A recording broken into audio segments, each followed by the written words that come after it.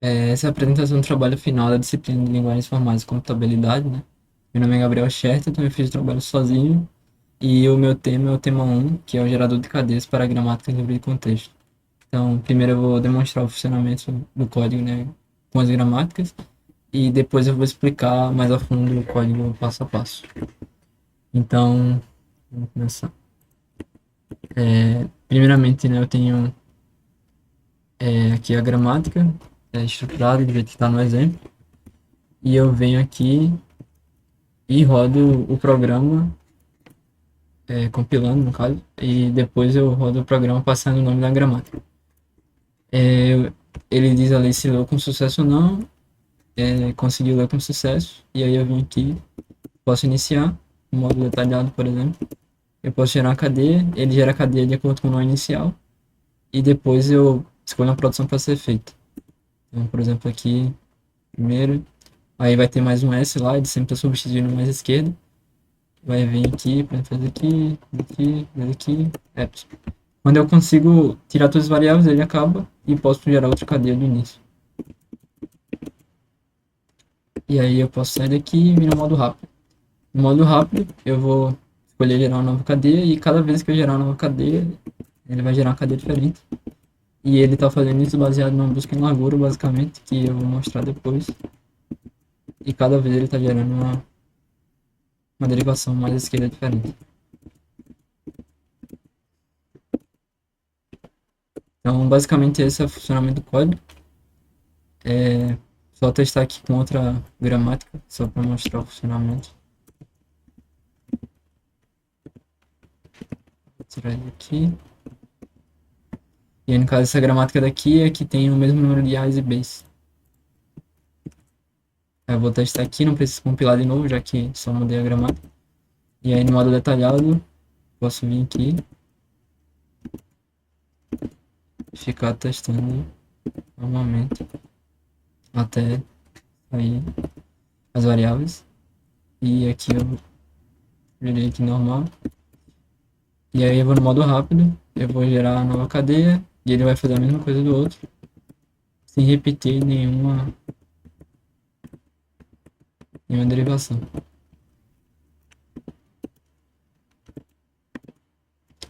Tá. Indo para o funcionamento do código aqui, que eu vou ter aqui na main, tá? Eu vou ter aqui que eu preciso de dois parâmetros, né, que é o nome do programa e o nome do arquivo, que vai ser a gramática. E aí eu venho aqui e passo isso no construtor da gramática. Aí nesse construtor aqui, né, antes de explicar o construtor, na verdade, vamos explicar a gramática. Eu fiz uma classe aqui que basicamente vai ter um vetor com as variáveis, com os caracteres, né? É um vetor, no caso vetor não, uma variável para guardar o índice da variável no caso o índice no índice do vetor, né, da variável que é inicial e uma lista com os terminais. E aí eu tenho um map que basicamente vai ser as produções ligadas a cada variável. Então eu vou lá ler as produções e eu leio que tal variável vai ter tal produção. E aí vai ter um vetor de strings, né, que vai ser cada produção que vai ter uma variável. E essas nprods é basicamente as produções que eu devo fazer. Aí no caso literalmente os índices das produções que eu tenho que fazer para determinada variável para poder finalizar a geração daquela cadeia. E aqui está o construtor. Eu tento ler a gramática, se eu conseguir ler, né, eu digo, se eu não conseguir também eu aviso. E eu passo o nome do arquivo, ele tenta abrir o arquivo, também mostra se não conseguiu abrir. E aí ele começa a ler as linhas dessa gramática e ele vai verificando, né? Ele verifica que, no caso desse divide string, ele separa o comando, que no caso vai ser essas variáveis aqui, do resto, que vai ser essa lista aqui com as vírgulas e tal, e os caracteres.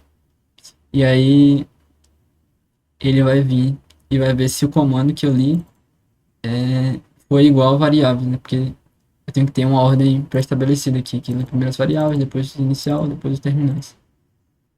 E aí eu vou mostrar o divide string rapidinho, só para explicar, né? Ele basicamente vai separar aqui no início Isso aqui é o índice que ele acha os dois pontos. E aí ele separa o comando que antes do início até os dois pontos. E ele pega o resto e divide. E aí ele vai pegar e vai colocar os valores no caso no vetor que eu quiser, né? No primeiro eu vou colocar nas variáveis. E eu vou separar por vírgula, né? E aí eu posso ler um caractere, ler uma vírgula, posso ler outro, para não ocasionar de ler dois caracteres e ser tipo uma variável SS, por exemplo, que não pode. E aí ele dá erro. E voltando para a lei gramática, ele vai fazer isso com as variáveis, vai fazer isso com o inicial. Aí no inicial ele basicamente vai ter uma função que ele vai pegar e procurar qual é o índice no vetor das variáveis que é igual à variável inicial. E aí ele vai pegar e vai guardar isso. É, também vai ler os terminais do mesmo jeito. E ele lê aqui uma linha vazia, lê as produções, né? Ele tem que ler aqui produções.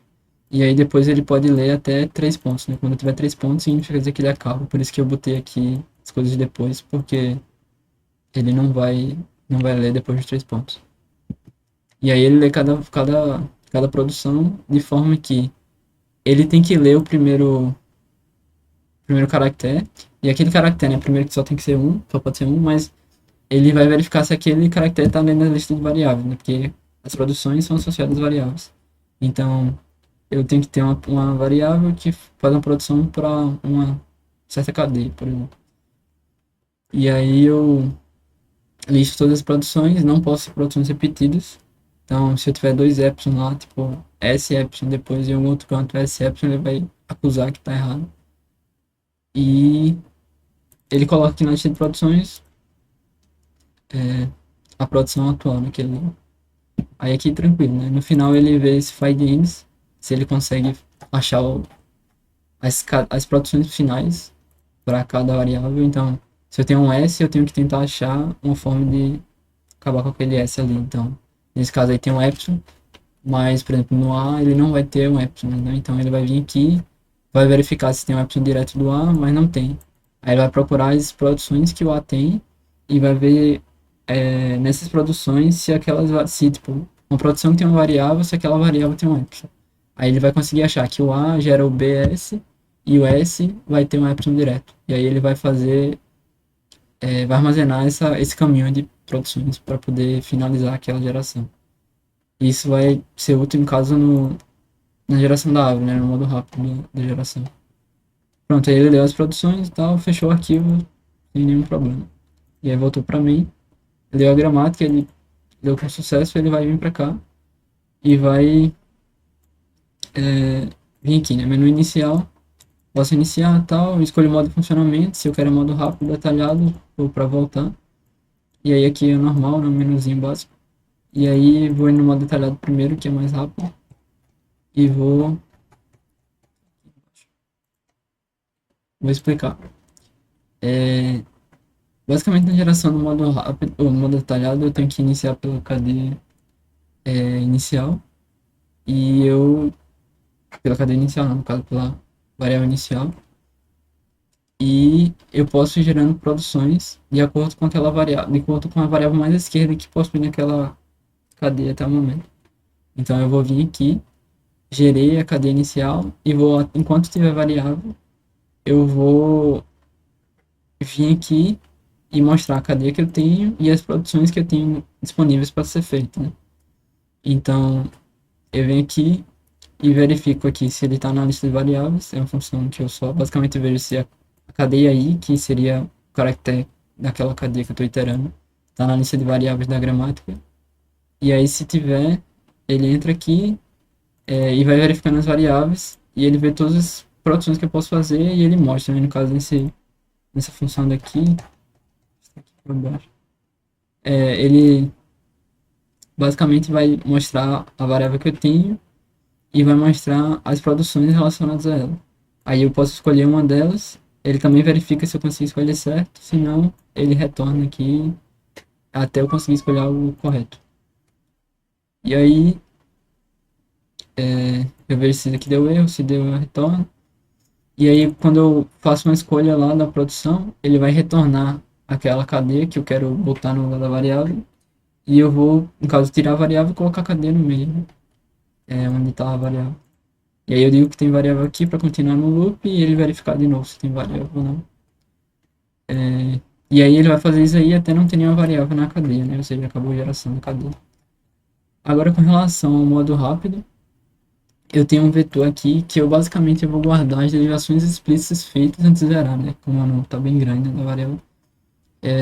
Isso aí eu vou guardar cada derivação, né? Cada cadeia que eu fiz antes de tentar zerar a cadeia. E aí vou abrir a árvore desse jeito. Então eu gerei o cadeia o nó inicial lá, e aí depois tentei zerar o nó inicial. Aí do nó inicial tentei escolher alguma produção, tentei zerar aquela produção depois. Ou tentei zerar a cadeia depois da produção. E aí eu vou fazendo isso abrindo, né, uma opção largura. E aí aqui é só meio que um auxiliar para poder pegar a derivação atual e depois colocar nas derivações feitas. E aí eu vejo se eu estou no início, porque se eu estiver no início eu tenho que colocar algo no inicial. Então eu venho aqui, coloco o inicial e começo fazendo normal, né? Eu escolho a produção. No caso, foi mal. A primeira vez eu quero justamente pegar o nó inicial e tentar zerar ele. Então eu chamo essa choose end prod, que basicamente vai retornar nesse to-do as produções que eu tenho que fazer para poder zerar aquela cadeia. E aí eu zerei aqui e tal. E eu já coloco o inicial na lista de derivações explícitas feitas para poder conseguir abrir a árvore, né? Aí eu venho aqui, faço as derivações necessárias e depois dou um clear nesse to-do para ele não ficar repetindo aqui e não dar nenhum problema também depois aqui que ele vai também pegar o to-do. Então sempre que eu faço essas derivações para zerar, eu tenho que zerar, limpar o vetor. Aí aqui eu começo pelo base index, que basicamente vai ser o índice base da árvore que eu estou me iterando para gerar as produções. E o choose, ele é basicamente o índice da produção que eu estou pegando. Então, no começo eu vou pegar a produção 0, se ela não for epsilon. Depois eu vou pegar a produção 1, se ela não for epsilon. Pegar 2, 3 e tal. Até eu pegar todas as produções disponíveis para aquela variável. E aí eu verifico no começo se eu não tenho alguma, alguma, alguma coisa para fazer no sentido de zerar aquela cadeia, tentar zerar a geração. E aí se eu não tiver, que é a mesma coisa do que tinha ali em cima, eu vou vir aqui e vou iterar procurando uma variável. E de acordo com aquela variável que eu achar, eu vou procurar a produção de acordo com o choose atual. E aí eu tento incrementar o choose depois, porque eu já fiz aquela produção e vou tentar pegar outra, ele verifica se não é epsilon ou se não chegou no final.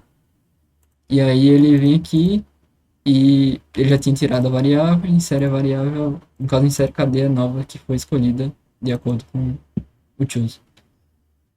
Aí eu venho aqui e dou esse jump se eu estou indo numa produção de acordo com algo que zera a cadeia, né? Se eu tenho aquela variável e eu tenho um caminho de zerar aquela variável.